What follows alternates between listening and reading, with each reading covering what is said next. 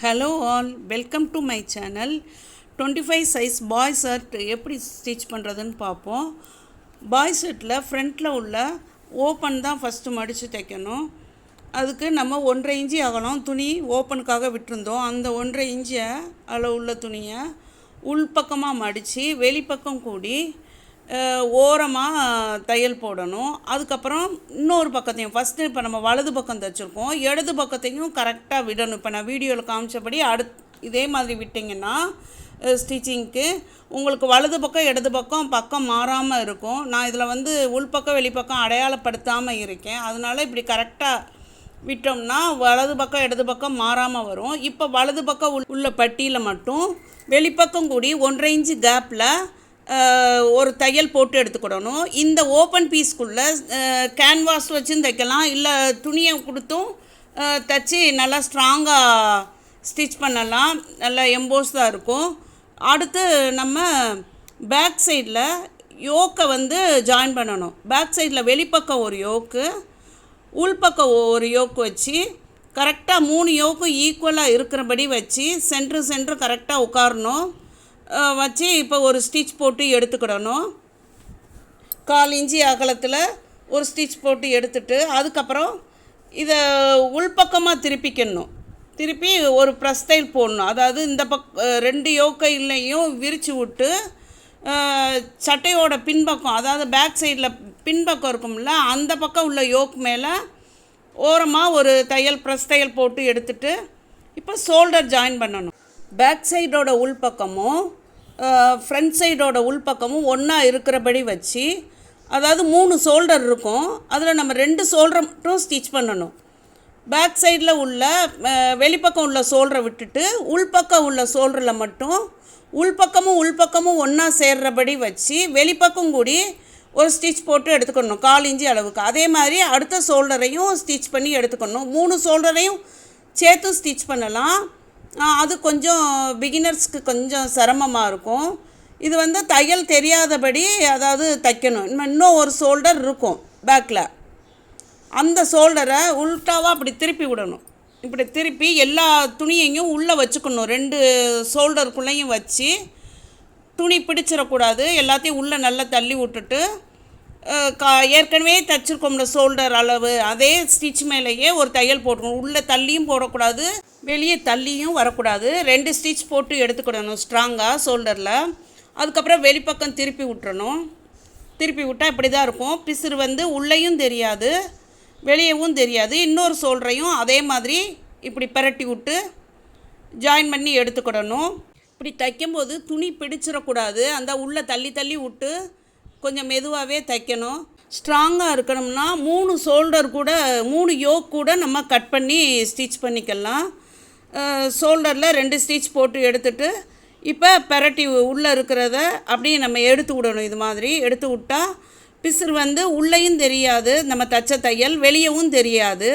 இது வெளிப்பக்கம், உள்பக்கமும் ஸ்டிச்சு தெரியாது. இப்போ ஸ்லீவ் எடுத்துக்கிடணும். ஸ்லீவில் ஒரு 1.5 இன்ச்சு அகலத்துக்கு நம்ம துணி மடித்து தைக்க விட்டுருக்கோம். ஃபஸ்ட்டு 1/4 இன்ச்சு அளவுக்கு ஒரு ஸ்டிச் பண்ணி எடுத்துடணும். எடுத்துட்டு அதுக்கப்புறம் மிச்சம் உள்ள 1.5 இன்ச்சையும் மடித்து தைச்சிடணும். இதை நம்ம உள்பக்கம் மடிச்சுட்டு வெளிப்பக்கம் கூடியும் ஸ்டிச் பண்ணலாம். இல்லைன்னா இப்போ காமிக்கிறபடி உள்பக்கமே மடித்து தைச்சிடலாம். இப்படி தைக்கும்போது பட்டி சுருளாமல் ஒரே அளவாக லூஸ் விட்டு நல்லா தைக்கணும். இதே மாதிரி இந்த கையிலையும் ஸ்டிச் பண்ணி எடுத்துடணும். 2 கையிலையும் ஸ்டிச் பண்ணியாச்சு. இப்போ நம்ம ஃப்ரண்ட்டில் கவர் எடுத்து கட் பண்ணலை, கையை அப்படியே வெட்டினதோடு வச்சுட்டோம். உள்பக்கமும் ஒன்றா சேர்றபடி வச்சுட்டு ஒன் சைடு மட்டும் இப்போ கையை கொஞ்சம் குறைச்சி வெட்டிக்கணும். ஒரு பக்கம் முன்பக்கம் கொஞ்சம் குறைச்சி வெட்டுவோம்ல, அதுக்காக இப்போ அதை அடையாளப்படுத்திட்டு இது ஆம்கோலில் பாடியோட சட்டையோட ஆம்கோலில் சென்ட்ரு மார்க் பண்ணி சிசரால் மார்க் பண்ணி எடுத்துட்டு சட்டையோட வெளிப்பக்கமும் கையோட வெளிப்பக்கமும் ஒன்றா இருக்கிறபடி வச்சு சென்ட்ரு கரெக்டாக இருக்கணும். அது மாதிரி முன்பக்கமும் ஒன்றா சேரணும். நம்ம பாயிண்ட் பண்ணி வச்சுருக்கோம். கையோட முன்பக்கமும் சட்டையோட முன்பக்கமும் ஒன்றா சேரணும். பார்த்து கரெக்டாக வச்சு இது சைடு பாயிண்ட்லாம் ஒன்றா சேர்றபடி ஸ்டிச் பண்ணி எடுக்கணும். சென்டர்லேருந்து இந்த சைடு கொண்டு வந்துட்டு மறுபடியும் சென்டரில் இருந்து பேக் சைடு உள்ள கையை ஆம்கோலை ஸ்டிச் பண்ணி எடுத்துடணும். ஒரு 1/4 இன்ச்சுக்கு கொஞ்சம் ஒரு புள்ளி கூட வச்சு நான் ஸ்டிச் பண்ணி எடுக்கிறேன். தையலுக்கு அவ்வளோதான் விட்டுருந்தேன். இதை நம்ம கைலியில் ஸ்டிச் பண்ணுற மாதிரியும் தைக்கலாம்.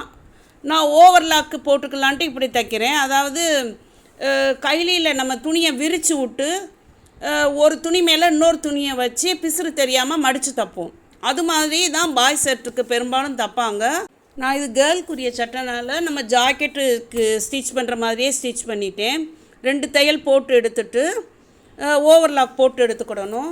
இப்போ நம்ம இடது பக்கம் கை தான் ஜாயின் பண்ணியிருக்கோம். வலது பக்கம் உள்ள கையையும் இதே மாதிரி தைச்சிட்டு ஓவர்லாக் போட்டுக்கிடுவோம். இப்போ 2 கையும் தைச்சி ஓவர்லாக் போட்டு எடுத்தாச்சு.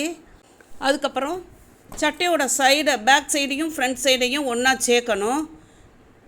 இப்போ 2 பக்கத்தையும் ஒரு பேக் சைடையும் ஃப்ரண்ட் பக்கம் உள்ள சைடையும் ஒன்றா வச்சு முன்னங்கை சுற்றளவு வந்து 8 இன்ச்சு. அப்போ 4 அதில் பாதி 4 டைட்டாக இருக்கும். நான் 1.25 இன்ச்சு லூஸ் வச்சுருக்கேன். வச்சு சைட்லலாம் 2 இன்ச்சு தானே ஸ்டிச்சுக்கு விட்டோம். அதை அளந்துக்கிட்டே கரெக்டாக 2 இன்ச்சு வர்ற மாதிரி ஸ்டிச் பண்ணி எடுத்துடணும். 2 தையல் போட்டுக்கிடணும். இதுலேயுமே நம்ம கைலிக்கு ஜாயின் பண்ணுற மாதிரி துணியை பிசுறு தெரியாமல் மடித்து தைக்கலாம். அது 3/4 இன்ச்சுக்கு மேலே தையலுக்கு விட முடியாது. இவங்க பிரித்து விட்ற மாதிரி எங்களுக்கு துணி வேணும் கேட்டனால தான் நான் இப்படி ஸ்டிச் பண்ணியிருக்கேன். இவங்களுக்கு 2 சைடையும் தைச்சாச்சு. இப்போ வந்து கீழே வந்து மடித்து தைக்கணும். அதுக்கு ஓப்பன் பீஸ் 2 உயரம் சரியாக இருக்கான்னு செக் பண்ணிவிட்டு நம்ம 1.5 இன்ச்சு மார்க்குக்கு மடித்து தைக்க விட்டுருந்தோம். அதை கரெக்டாக இருக்கான்னு பட்டி ஓப்பன் பட்டி நீளம் சரியாக இருக்கணும். உயரம் எல்லா பக்கமும் ஈக்குவலாக இருக்கான்னு பேக்கு ஃப்ரண்ட்லாம் ஒன்று போல் இருக்கான்னு பார்த்து ஏதாவது ஏற்ற இறக்கம் இருந்தால் ஈக்குவலாக கீழே உள்ள பிசுரை ஒன்று போல் கட் பண்ணி எடுத்து விட்டுறணும். சரியாக அப்படியே வெட்டி விட்டுட்டு உள் பக்கமாக நம்ம 1.5 இன்ச்சு விட்டுருந்ததில் ஃபஸ்ட்டு 1/4 இன்ச்சு அளவுக்கு ஒரு மடிப்பும் திரும்ப ஒரு 1.25 இன்ச்சு வரும். அந்த அளவுக்கு இன்னொரு மடிப்பு மடித்து தைக்கணும். கொஞ்சம் எக்ஸ்பீரியன்ஸ் ஆனவங்கன்னா இந்த மடிப்பை ஃபஸ்ட்டே 2 மடிப்பையும் சேர்த்து மடிச்சிருவாங்க.